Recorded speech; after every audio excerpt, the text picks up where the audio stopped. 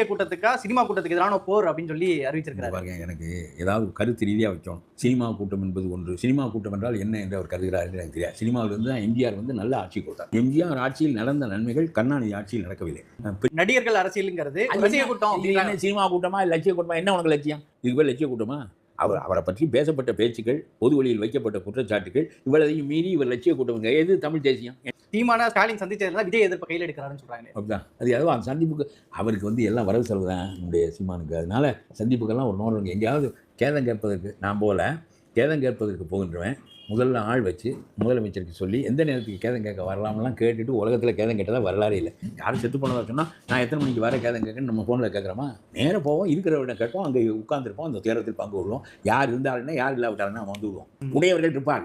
இவர் முதலமைச்சர், அதனால் எல்லா நேரமும் இருக்க மாட்டார். அதனால் இவருக்கு முத்து செத்ததில் பெரிய இழப்பு ஸ்டாலினுக்கு மட்டும்தான் அப்படின்னு இவர் நினைக்கிறார். அதனால் அவர் மனைவியிடம் கேட்க மாட்டார், மக்களிடம் கேட்க மாட்டார், அண்ணன் தம்பிகளிடம் கேட்க மாட்டார், இவரிடம் மட்டும்தான் கேட்பார். நேரம் கேட்டு போய் உட்கார்ந்து பேச வேண்டியதெல்லாம் பேசிவிட்டு முதல்ல ஆரம்பிச்சிருப்பார். நிச்சயமாக அண்ணன் காலமாயிட்டாங்களே, ரொம்ப உங்களுக்கெல்லாம் பெரிய இழப்புன்றிருப்பார். இழப்போ இல்லையோ, அண்ணனை கொண்டாடலையோ, அண்ணனை ஒத்தையா விட்டாங்க காலமெல்லாம். அந்த குடும்பம் சாதாரணமாக தான். ஆகவே இதெல்லாம் சொல்லிவிட்டு அப்புறம் என்ன பேச வேண்டுமோ பேசியிருப்பார்.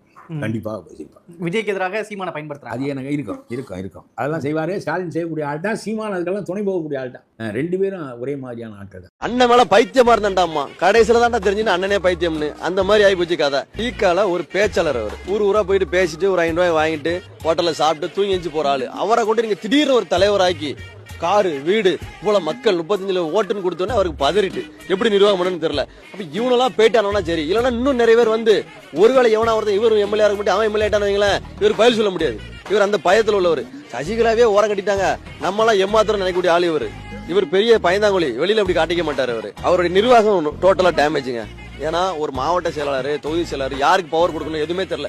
ஒரு தொகுதினா ஒரு தொகுதி தானே, ஒரு தொகுதியா 38 தொகுதியா பிரிங்க. அப்ப மனத அளவுல ஒரு அப்செட் ஆயிட்டாப்ல. அண்ணன் மேல பைத்தியமா இருந்தாண்டாமா, கடைசியில தான்டா தெரிஞ்சுன்னு அண்ணனே பைத்தியம்னு. அந்த மாதிரி ஆகி போச்சு கதை. இனிமேல் நம்ம இருக்க வேண்டாம், நம்ம வெளியே போயிடும். வெளியே வந்துட்டோம்.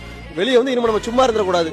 மக்களுக்கு நம்ம என்ன நினைச்சோமோ அந்த அதிகாரத்தை நம்ம செய்யும். அது ஒரு அதிகாரத்துல இருந்தா தான் செய்ய முடியும்.